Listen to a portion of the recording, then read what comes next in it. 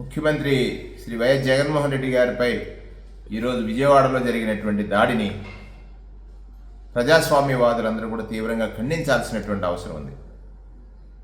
ప్రజాస్వామ్యంలో ప్రజల కోసం పనిచేసేటువంటి పాలకుడి పైన దాడులు చేయించేటువంటి ఒక విష సంస్కృతికి ఈనాటి ప్రతిపక్షాలు పాల్పడుతున్నాయని, ప్రధానంగా ప్రతిపక్షాలని ఎందుకు కోట్ చేస్తున్నానంటే, ముఖ్యమంత్రి గారు ఏ జిల్లా పర్యటనకు వెళ్ళినా సెక్యూరిటీ చాలా అలర్ట్ అయ్యి ఆయన సెక్యూరిటీ కోసం పలు చర్యలు తీసుకునేవారు.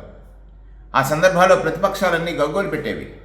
పరదాల ముఖ్యమంత్రి అని, ముఖ్యమంత్రి గారు వస్తుంటే షాపులు మోస్తున్నారని, ఇటువంటి పలు ఆరోపణలు చేసినటువంటి ప్రతిపక్షాలు ఈరోజు ప్రజాబాహుల్యంలో ప్రజలకు అభివాదం చేస్తున్నటువంటి ముఖ్యమంత్రి గారిపైన రాడిదాడి అంటే అది క్యాటర్పిల్లర్తో జరిగిందా, దేనిది ఇన్వెస్టిగేట్ చేయాల్సిన అవసరం ఉందా అనుమానం ఉంది.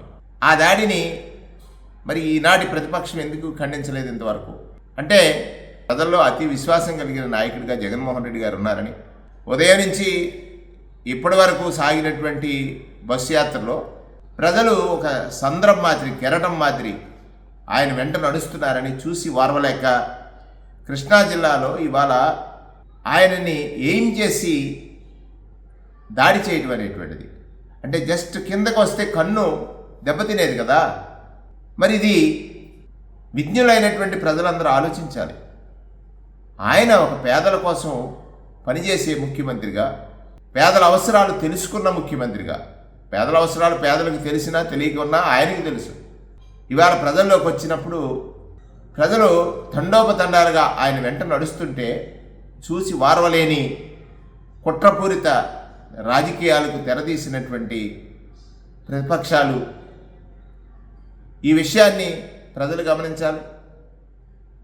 ప్రతిపక్ష నాయకుడు నిత్యం అబద్ధాలతో జీవనం సాగించేటువంటి, ప్రజలను మోసగించడమే లక్ష్యంగా ఎంచుకునే రాజకీయాలు నడుపుతున్నటువంటి వ్యక్తి, అధికారం కోసం ఎంతమంది కాళ్ళు పట్టుకోవడానికైనా వెనకాడని వ్యక్తి, దిగజారుడు రాజకీయాలకి వేదికైనటువంటి వ్యక్తి ఈ రాష్ట్రంలో ప్రతిపక్షంలో ఉన్నాడు. వారు ఈ చర్యలకు పాల్పడటం అనేటువంటిది ప్రజాస్వామ్యవాదులందరూ తీవ్రంగా ఖండించాలని, నేను స్పష్టంగా ఇది తీవ్రమైనటువంటి చర్య, ఖండించాల్సినటువంటి బాధ్యత ప్రతి పౌరుడి పైన ఉందని నేను ఈ సందర్భంగా తెలియజేస్తున్నాను.